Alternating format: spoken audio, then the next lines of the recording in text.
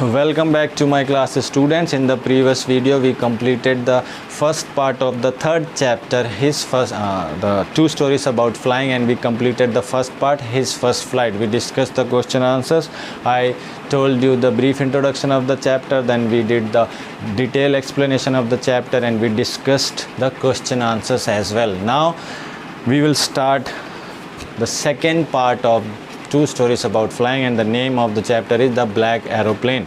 And is in the poem and in the first part of this chapter, his first part name is his first flight. I asked you the author's name, so I am asking you the author's name to write in the comment box of this video, and I'm sure you will write, because in that way you will remember the author name of this chapter.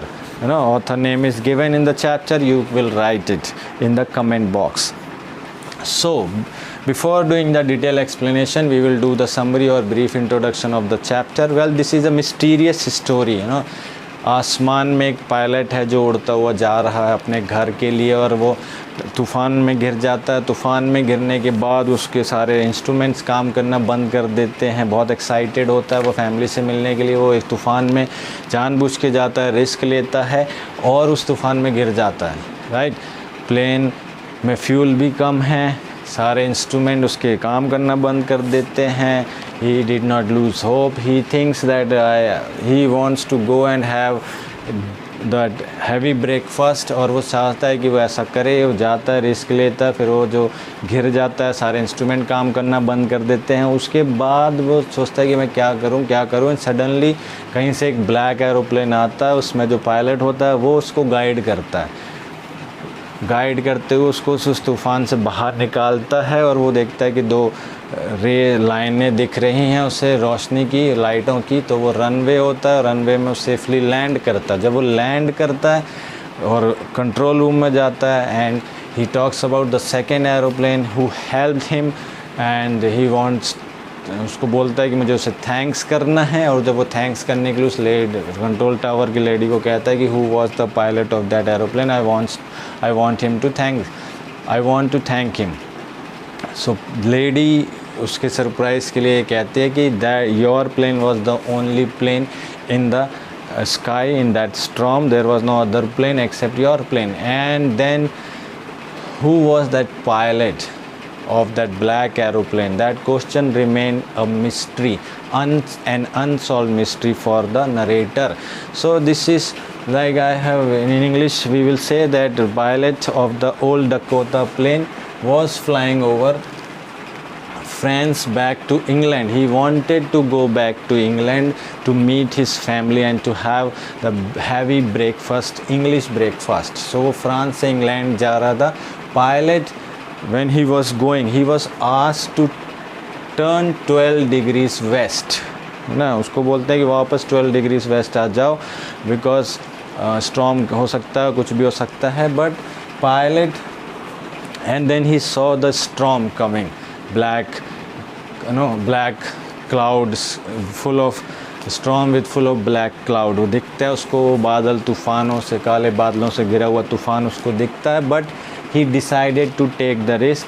Pilot thought to be with his family and be in time for breakfast. वो सोचता है कि यार मैं time से पहुंच जाऊंगा और फैमिली के साथ ब्रेकफास्ट ले लूँगा। Suddenly he saw dark black storm clouds. So अचानक से उसको dark black storm दिखता है, वो dark black काले घने बादलों का तूफ़ान उसको दिखता है। He took the risk and went straight into the storm.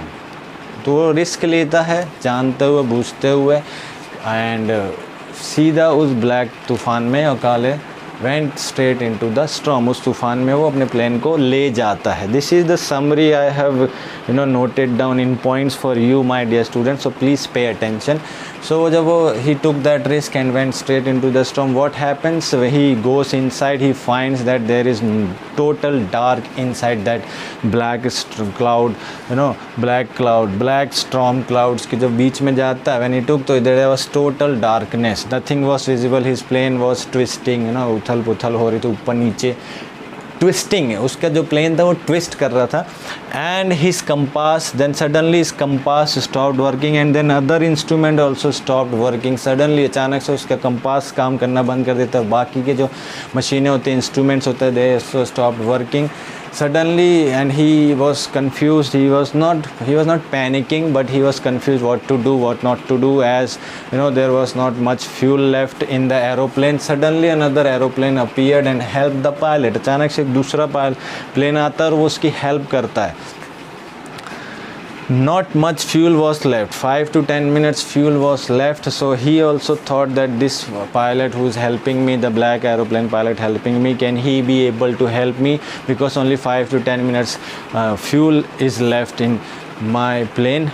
I cannot fly more than that. Suddenly he saw runway. अचानक से जब वो बाहर निकल आता है तो उसको रनवे दिखता है, 2 straight lines of lights. So that was a runway. He saw runway where he could land safely, जहाँ पर वो safely land कर सकता था.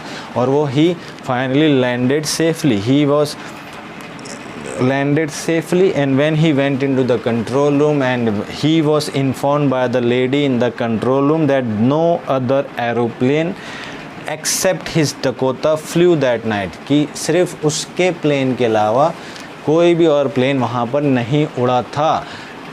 He was informed by the lady in the control center because he wanted to thank to that pilot of that aeroplane. So lady उसको बताती कि कोई और प्लेन उड़ ही नहीं रहा था आपके प्लेन के अलावा वहाँ पर. The pilot of the Black Aeroplane remained an unsolved mystery for the narrator. So who was that pilot of Black Aeroplane? That question remained an unsolved mystery for the narrator, or for the pilot of Dakota Aeroplane. So this is the brief introduction of this chapter, my dear student, or this story. So now we will do the detailed explanation of this chapter, the Black Aeroplane. So let's do it. The Black Aeroplane, and I hope you must have answered that who is the author of this chapter, the Black Aeroplane, in the comment box. Now I hope you all have the books, and they are open. The moon was coming up in the east behind me, and stars were shining in the clear sky above me.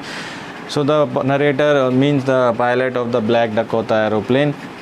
He is talking about the moon was coming up in the east. पूर्व से moon ऊपर आ चुका था behind me, मेरे पीछे. And stars were shining in the clear sky above me. और जो उसके ऊपर stars थे वो shining, they were shining in the clear skies. आसमान साफ था, moon ऊपर आ चुका था, ठीक है.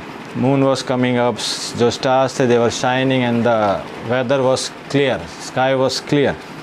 There wasn't a cloud in the sky. एक भी बादल नहीं था आसमान में when he was flying. I was happy to be alone high up above the sleeping countryside. वो ऊपर happy था above the sleeping countryside के, जो नीचे दुनिया, जो देश France to England he was going. So France was sleeping countryside के above high in the sky. He was happy. I was flying my old Dakota aeroplane over France back to England. So he's telling that he was flying his old Dakota aeroplane over France back to England. France से वो वापस England जा रहा था. I was dreaming of my holiday and looking forward to being with my family. I looked at my watch, 1:30 in the morning. So he looked at his watch and it was 1:30 in the morning. And he was very happy. He was dreaming that he will go back, he will reach in time, and he was dreaming of his holiday, looking forward to being with my family. So वो खुश था, आसमान साफ था, खुश था कि वो हवा में और टाइम से घर पहुंच जाएगा, एंजॉय करेगा हॉलीडे, अपनी फैमिली के साथ एंजॉय करेगा. I looked at my watch, उसने अपनी घड़ी देखी, 1:30 इन द मॉर्निंग, 1:30 बज रहे थे सुबह के, means 1:30 AM. At night means morning. I should call Paris control soon I thought. तो उसने सोचा कि मुझे पेरिस कंट्रोल टावर को फ़ोन कर देना, कॉल कर देना चाहिए. As I look down past the nose of the aeroplane I saw the lights of a big city in front of me. So इस थॉट मुझे पेरिस कंट्रोल टावर को phone कर देना चाहिए कि and when he saw the nose of the nose type का shape होता है in the front part of the aeroplane, so I saw the lights of a big city in front of me. उसको अपने सामने बड़े शहर France Paris की बड़े शहर की लाइट्स दिखी. I switched on the radio and said, Paris control, Dakota DS-088 here. Can you hear me? I am on my way to England. Over. So he said, Paris control, Dakota DS-088. Can you hear me? Here. Can you hear me? I am on my way to England. Over. England. So उसने ये message दिया कि मैं Dakota airplane से बोल रहा हूँ, क्या आप मुझे सुन सकते हैं? मैं अपने इंग्लैंड जाने के रास्ते पर हूँ. The voice from the radio answered me immediately or immediately. तुरंत उसको रिप्लाई आया, DS-088 I can hear you. You ought to turn 12 degrees west now. DS-088 over. So वहाँ से तुरंत रिप्लाई आया कि DS-088 I can hear you. You ought to turn 12 degrees west now. DS-088 over. I checked the map and the compass, switched over to my second and last fuel tank and turned the Dakota 12 degree west towards England. So उसको reply मिला कि 12 degrees waste की तरफ आप मुड़ो और आगे बढ़ो. सो उसने जो अपना फ्यूल टैंक था वो लास्ट फ्यूल टैंक पे स्विच किया. लास्ट फ्यूल टैंक था second and last fuel tank. First fuel tank was over and turn the Dakota 12 degrees west towards England. और 12 डिग्री दक्षिण की तरफ उसने मोड़ लिया इंग्लैंड की तरफ. I'll be in time for breakfast. I thought, a good big English breakfast. Everything was going well. It was an easy flight. So he thought कि मैं टाइम से पहुंच जाऊंगा for that big heavy English breakfast. Everything is good. So it was an easy flight. आरामदायक flight थी, आसान flight थी, सब कुछ क्लियर था. Paris was about 150 kilometers behind me when I saw the clouds, storm clouds. Paris was about 150 kilometers behind me. Paris जो था 150 kilometre पीछे छूट चुका था. When I saw the clouds, storm clouds, जब उसने बादल देखे, तूफान वाले बादल. They were huge, बहुत बड़े थे. They looked like black mountains standing in front of me. They were huge, and huge means they were like black mountains. काले पहाड़ विशालकाय पर्वत के समान उसके सामने खड़े थे. In front of me across the sky. Sky में उसके सामने खड़े हुए थे. अगर जाना है तो उसके पार होके ही जाना पड़ेगा. I knew I could not fly up and over them, and he knew that he could not take his plane over high and over them. उनके ऊपर से उड़कर वो नहीं जा सकता था. And I did not have enough fuel to fly around them to the north or south. और इतना फ्यूल नहीं था because he switched to his second and last fuel tank, so he did not have enough fuel so that he can move around them north और south में उनके आसपास वो घूमता रहे. इतना तेल भी उसके पास नहीं था. I ought to go back to Paris, I thought, but I wanted to get home. I wanted that breakfast. उसने सोचा कि मुझे वापस जाना चाहिए पेरिस की तरफ. I thought, उसने ये सोचा, but I wanted to get home. मैं घर जाना चाहता था और मुझे वो ब्रेकफास्ट हैवी इंग्लिश ब्रेकफास्ट करना चाहता था. I'll take the risk, I thought, and flew that old Dakota straight into the storm. And then he thought that I will take risk because I want to go home and I want to take that heavy breakfast. So मैं risk लूँगा, and I took my old Dakota aeroplane straight into सीधा वो अपना old Dakota aeroplane उस तूफ़ान के अंदर ले गया. So in today's class, that's it, my dear students. We will read up to here only. Tomorrow we will meet again and we will continue the explanation of this chapter. Further explanation of this chapter. Till then, please take care of yourselves and your family members. Thank you and have a nice day.